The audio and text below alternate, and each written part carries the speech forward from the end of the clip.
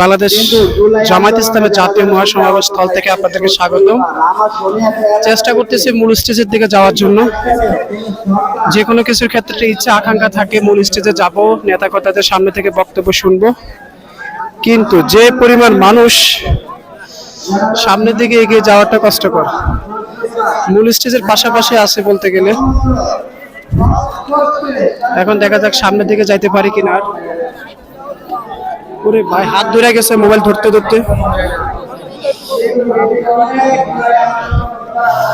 সবাই ভালো থাকবেন।